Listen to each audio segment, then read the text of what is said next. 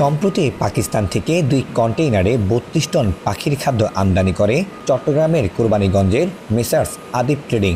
কিন্তু সন্দেহ হয় চালানটি আটকে দেয় চট্টগ্রাম কাস্টমস হাউস। পরে কায়িক পরীক্ষার জন্য কন্টেইনার দুটি খুলে আমদানি করা বস্তার পণ্য পরীক্ষা করে দেখা যায় পাখির খাদ্যের আড়ালে আমদানি করা হয়েছে নিষিদ্ধ পপি সিড। কন্টেইনারের সামনের অংশে পাখির খাদ্য সাজিয়ে রেখে তার পেছনে বিশেষ কায়দায় লুকিয়ে রাখা হয় 24,960 কেজি পপি সিড, যার বাজার মূল্য প্রায় 6.5 কোটি টাকা। শুধু পপি সিডই নয়, গেল 6 মাসে মিথ্যা ঘোষণা দিয়ে আনা এমন বেশ কয়েকটি চালান জব্দ করেছে চট্টগ্রাম কাস্টমস হাউস। সম্প্রতি চীন থেকে সোডা অ্যাশ ও পলি অ্যালুমিনিয়াম ক্লোরাইড ঘোষণা দিয়ে 6 কন্টেইনারে প্রায় 100 টন ঘনচিনি আমদানি করে ঢাকার এইচপি ইন্টারন্যাশনাল ও এসপি ট্রেডার্স।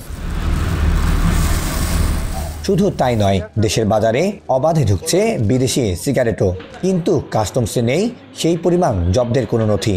সংশ্লিষ্টদের অভিযোগ, এসবের সাথে থাকতে পারে কিছু C&F এজেন্ট ও কাস্টমস কর্মকর্তার যোগসাজশ। কায়িক পরীক্ষা কিভাবে তারা ম্যানেজ করে চলে আসছে এটাও আমরা বুঝতে পারছি না।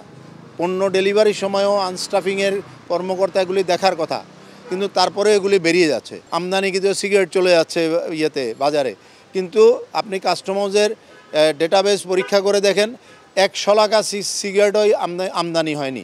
বাজারে অহরহ কিন্তু বিক্রি হচ্ছে এই নিষিদ্ধ পণ্য। এগুলি আসছে কোত্থেকে?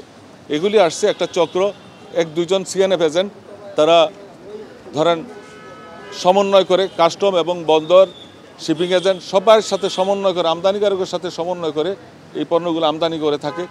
তাদেরকে আমরা প্রতিহত করার জন্য, এই সিস্টেমকে প্রতিহত করার জন্য জাতীয় রাজস্ব বোর্ডকে কিন্তু আমরা একাধিকবার লিখেছি, মিটিং করেছি, কিন্তু জাতীয় রাজস্ব বোর্ড এটা কোনো রকমে কর্ণপাত করছে না।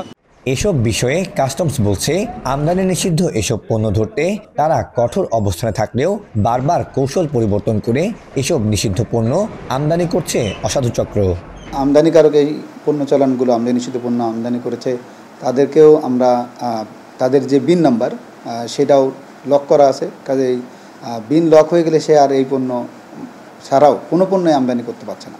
কনসিলমেন্ট এটা তো তাদের কমন ওয়ে আউট, কারণ কেউই তার আমদানি নিষিদ্ধ বা যে পণ্যগুলো মিথ্যা ঘোষণার সেগুলো কন্টেনারের সামনে সহজে ট্রেস করা যায় এই পরিস্থিতিতে কেউ আনবে না। এগুলো আটকের পর আমরা কাস্টমস অ্যাক্ট অনুযায়ী তাদের বিরুদ্ধে ব্যবস্থা নিয়েছি। বিশেষজ্ঞরা বলছেন, এর ফলে সরকার শুধু রাজস্বই হারাচ্ছে না, এসব অনিয়মের নেতিবাচক প্রভাব পড়ছে দেশের বাজারেও। ঘন চিনি নিয়ে আসে যেটা সম্পূর্ণ নিষিদ্ধ, এখন এটার জন্য তো একটা রেভিনিউতে বিশাল এফেক্ট আসবে। এবং একইভাবে যে অবৈধ সিগারেটগুলো আছে, যেগুলো অবৈধ সিগারেট বলছি কারণ বাংলাদেশে বিদেশি সিগারেট আনাটা নিষিদ্ধ, এটা আনার পরও সরকার একটা রাজস্ব হারাচ্ছে এবং বাজারে যে সমস্ত প্রতিযোগীরা আছে তারা একটা একটা কম্পিটিশনের মধ্যে পড়ছে।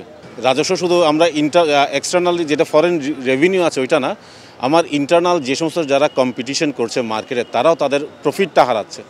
যেহেতু প্রফিট হারাচ্ছে, আলটিমেটলি সরকারের কাছে ট্যাক্সটা কম যাচ্ছে এবং উৎপাদন কমে গেলে তো কর্মসংস্থানের উপর এফেক্ট আসবে। অবৈধ পণ্য আনা ঠেকাতে কর্তৃপক্ষ আরও কার্যকর কৌশল নির্ধারণ ও কঠোর পদক্ষেপ নেবে, এমনটাই প্রত্যাশা সংশ্লিষ্টদের। Syed Tamim Mahmud, Star News, Chittagong.